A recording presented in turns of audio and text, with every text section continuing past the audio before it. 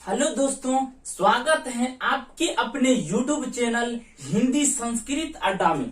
दोस्तों, आज की इस वीडियो में हम बात करने वाले हैं हिंदी भाषा व व्याकरण का सामान्य परिचय। इनसे पिछले वाले वीडियो में हम भाषा के प्रकार के बारे में चर्चा कर रहे थे। इससे पिछले वाले वीडियो में भाषा के प्रकार के बारे में संक्षिप्त में चर्चा कर लिए थे।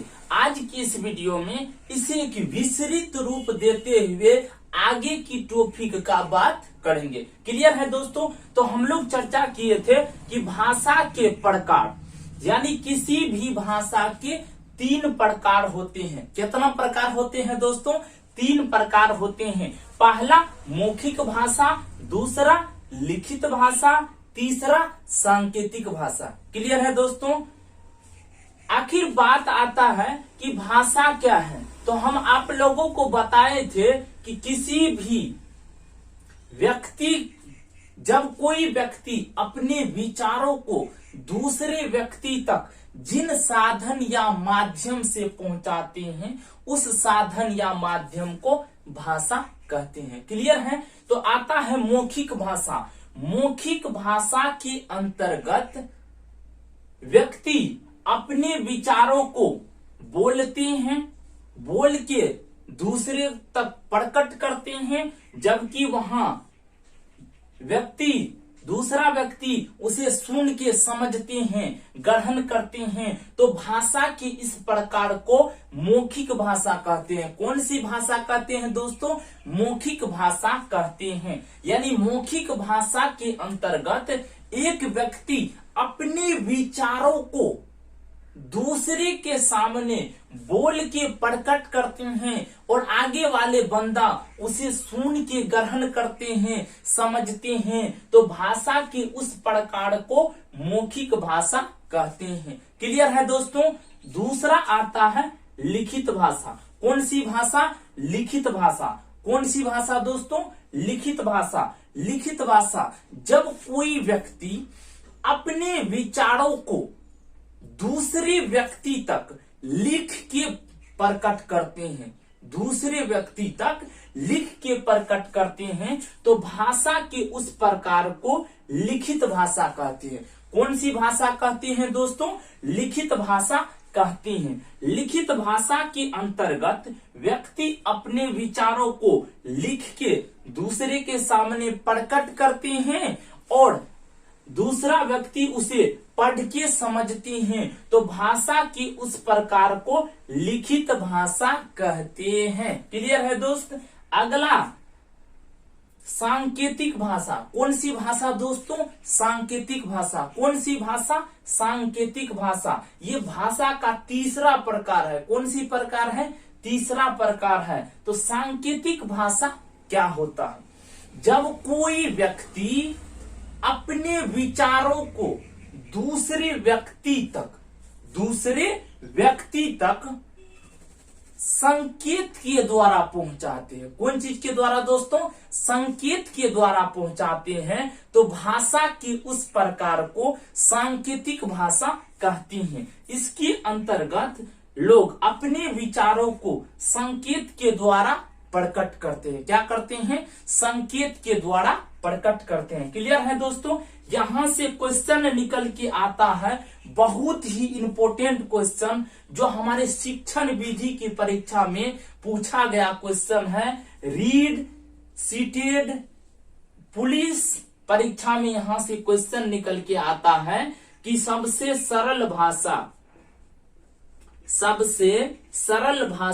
कौन सी भाषा है? दूसरा, सबसे कठिन भाषा कौन सी भाषा है? दोस्तों गौर कीजिएगा, यहां से बहुत ही इंटरेस्टिंग और बहुत ही अच्छा क्वेश्चन निकल के आता है कि सबसे सरल भाषा कौन सी भाषा है और सबसे कठिन भाषा कौन सी भाषा है। तो आइए इसे एक बेहतरीन तरीका से साहित्य के साथ जोड़ के समझते हैं कि सबसे सरल भाषा अगर कोई है तो क्यों है, कैसे हैं। सबसे कठिन भाषा अगर कोई भाषा है तो क्यों है, कैसे है। तो सबसे सरल भाषा मौखिक भाषा है। कौन सी भाषा दोस्तों? मौखिक भाषा। सबसे सरल भाषा कौन सी भाषा है? मौखिक भाषा। और सबसे कठिन भाषा सांकेतिक भाषा। कौन सी भाषा दोस्तों? सांकेतिक भाषा। सबसे सरल भाषा मौखिक भाषा, सबसे कठिन भाषा सांकेतिक भाषा। आइए समझते हैं इनको कि आखिर मौखिक भाषा ही सबसे सरल भाषा क्यों है। ठीक, तो समझते हैं इनको। तो मौखिक भाषा के अंतर्गत व्यक्ति दूसरे के विचारों सुन के डायरेक्ट रूप में तुरंत समझ जाते हैं। इसीलिए इस भाषा के प्रकार को मौखिक भाषा यानी सबसे सरल भाषा मौखिक भाषा को कहा गया है। क्लियर है दोस्तों। दूसरा आता है कठिन भाषा। सांकेतिक भाषा को कठिन भाषा कहा गया। इसे कठिन भाषा इसलिए कहा गया है क्योंकि इस भाषा के अंतर्गत यानी सांकेतिक भाषा के अंतर्गत संकेत का कोई चिन्ह निश्चित नहीं होता। संकेत का कोई चिन्ह निश्चित नहीं होता, जिस कारण से हमें और आप लोगों को पता नहीं चलता है कि आखिर आगे वाले बंदा जो संकेत कर रहे हैं उनका मतलब क्या है, उनका विचार क्या है, उनका मतलब क्या है। तो इसीलिए सबसे कठिन भाषा के अंतर्गत सांकेतिक भाषा को रखते हैं। कौन सी भाषा को रखते हैं दोस्तों? सांकेतिक भाषा को रखते हैं। दो क्वेश्चन यहां से क्लियर हुआ। सबसे सरल भाषा मौखिक भाषा, सबसे कठिन भाषा सांकेतिक भाषा। क्लियर है। आइए एक दो एग्जाम्पल के साथ इन दोनों, तब हम लोगों के मन में आता है कि आखिर सबसे सरल भाषा मौखिक भाषा है, सबसे कठिन भाषा सांकेतिक भाषा है, तो लिखित भाषा क्या है? कौन सी भाषा दोस्तों? लिखित भाषा। तो लिखित भाषा सरल और कठिन दोनों है। ये लिखित भाषा सरल और कठिन दोनों है। आइए समझते हैं कि लिखित भाषा सरल और कठिन दोनों है तो कैसे है? दोनों है तो कैसे हैं? तो आइए समझते हैं इनको। कहते हैं लिखित भाषा सरल कब होता है? जब कोई व्यक्ति किसी भी लिखे हुए टॉपिक को पढ़ के समझ जाते हैं। पढ़ के क्या करते हैं दोस्तों? पढ़ के समझ जाते हैं, तो उसके लिए यानी उन व्यक्ति के लिए वो भाषा क्या होता है? सरल हो जाता है। तो तब उनको उन भाषा को सरल भाषा कहते हैं। दूसरा बात, कठिन कब होता है? जब कोई व्यक्ति किसी लिखावटी सामग्री को नहीं पढ़ पाते हैं, तो उन चीजों को जब वह नहीं पढ़ पाते हैं तो उसे वह समझ नहीं पाते हैं, जिसके कारण उन व्यक्ति के लिए वो भाषा क्या हो जाता है? कठिन हो जाता है। क्लियर है दोस्त यहां तक? तो एक दो एग्जाम्पल लेते हैं। एग्जाम्पल के तौर पे कहें तो सड़क के किनारे इंडिकेट करने वाला बोर्ड, सड़क के किनारे इंडिकेट करने वाला बोर्ड के ऊपर जो तीर का निशान लगा हुआ होता है, आप लोग हमें कमेंट में बताइएगा यह किस भाषा के अंतर्गत आते हैं। दोस्त आप लोगों का कमेंट का हम इंतजार करेंगे। दूसरी क्वेश्चन, पहला क्वेश्चन आप लोगों को दिए कि सड़क के किनारे जो बोर्ड लगा हुआ होता है और उन बोर्डों पे जो संकेत दिया होता है तीर का, वह कौन सी भाषा के अंतर्गत आएगा? आप हमारे कमेंट बॉक्स में इसका आंसर कमेंट करके दीजिएगा। दूसरा, गाड़ियों का हॉर्न का आवाज, सीटी का आवाज किस भाषा के अंतर्गत आएंगे? दोस्तों आप इसका भी आंसर कमेंट में कमेंट करके दीजिएगा। अगले वाले वीडियो यानी कल ही आपके इस क्वेश्चन का आंसर हम डिस्कस करेंगे। आप इसका आंसर कमेंट में दीजिएगा। अब हम लोगों का अगला टॉपिक निकल के आता है कि हिंदी भाषा। कौन सी भाषा दोस्तों? हिंदी भाषा यानी अपना लोग भाषा के तीनों प्रकार को अच्छी पूर्वक से पढ़ लिए। पहला मौखिक भाषा, दूसरा लिखित भाषा, तीसरा सांकेतिक भाषा। अब आगे चलते हैं हिंदी भाषा। इस हिंदी भाषा की उत्पत्ति के बारे में थोड़ा सा जानते हैं। उत्पत्ति कहने का तात्पर्य होता है दोस्तों कि ये हिंदी भाषा कहां से निकला है, कैसे निकला है, इनके पीछे क्या रीजन है। इन हिंदी भाषा को अपना लोग तीन तरीका से पढ़ेंगे। ऐतिहासिक दृष्टिकोण से पढ़ेंगे, दूसरा भौगोलिक दृष्टिकोण से पढ़ेंगे, तीसरा राजनीतिक दृष्टिकोण से इस हिंदी भाषा को साहित्य के साथ जोड़कर एक नई ऊर्जा के साथ इन भाषाओं को पढ़ेंगे। सबसे पहले जान लेते हैं कि आखिर ये हिंदी भाषा की उत्पत्ति कहां से हुई है और क्यों हुई है। तो संस्कृत को जगत जननी भाषा कहा गया है। संस्कृत को जगत जननी भाषा कहा गया है।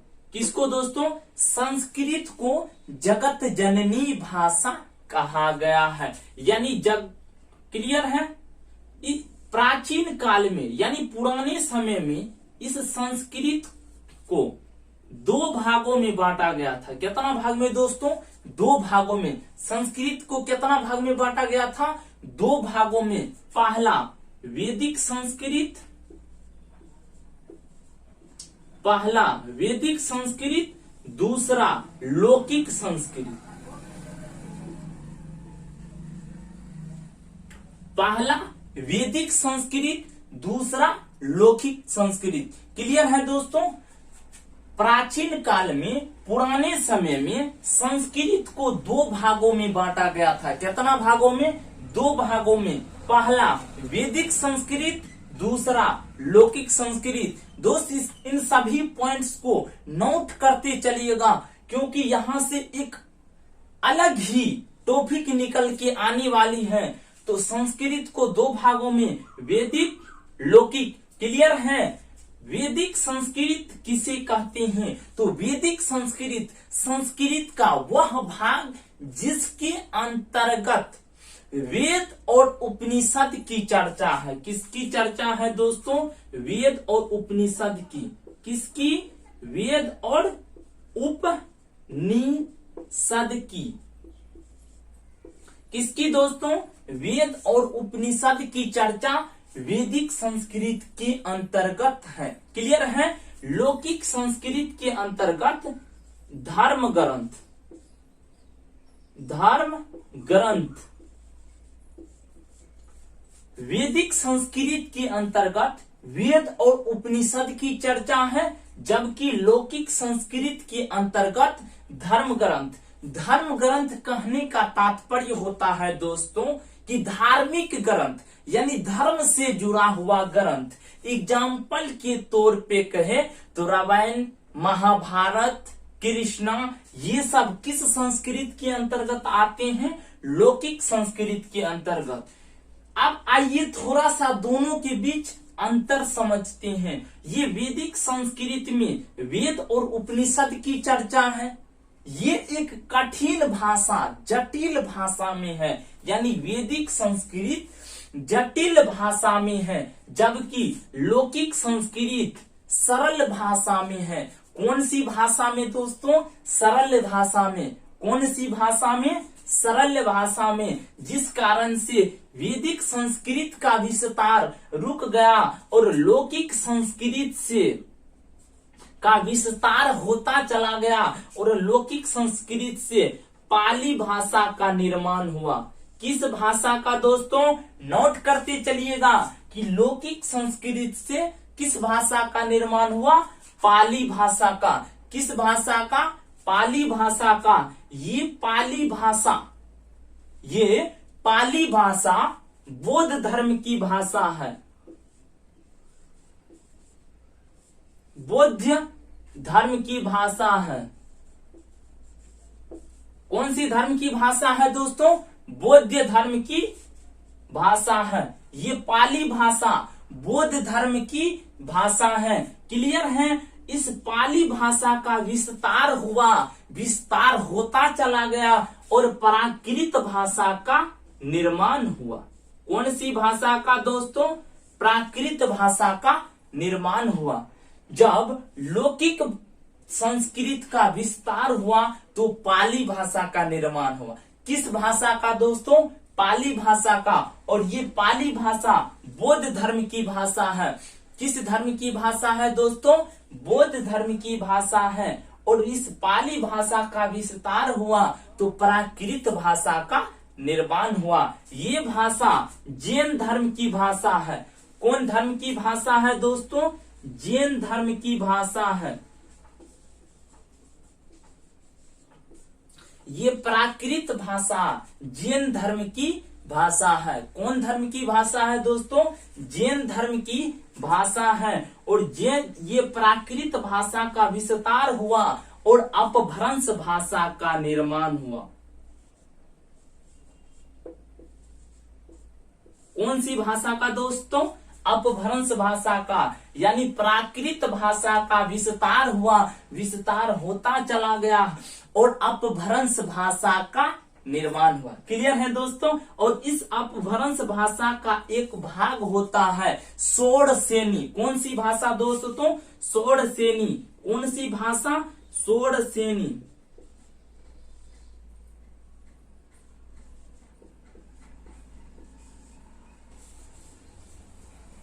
इस अपभ्रंश भाषा का एक खंड है, एक भाग है षोडशेनी। और उस षोडशेनी भाषा से हिंदी भाषा का निर्माण हुआ।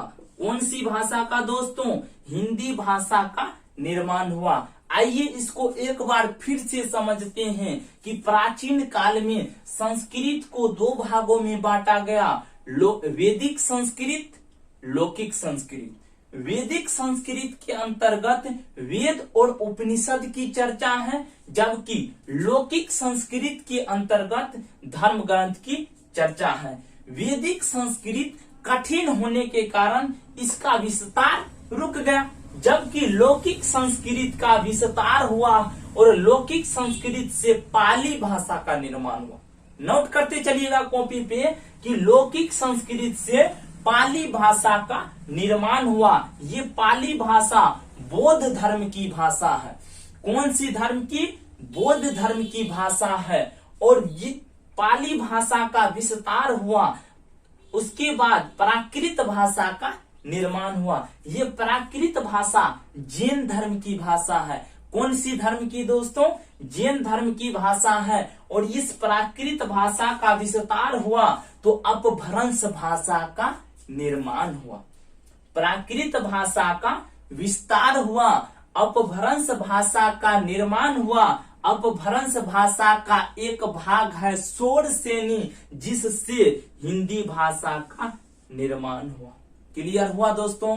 कमेंट कीजिए। अगर आप सभी को क्लियर हो गया तो कमेंट कीजिए, वरना अगले वाले वीडियो में हम इस टॉपिक को एक नई ऊर्जा के साथ नई तरीका से फिर समझाएंगे कि इस हिंदी भाषा का निर्माण किस भाषा से हुआ है? अपभ्रंश भाषा के षोडशेनी भाग से। किस भाग से? अपभ्रंश भाषा के षोडशेनी भाग से।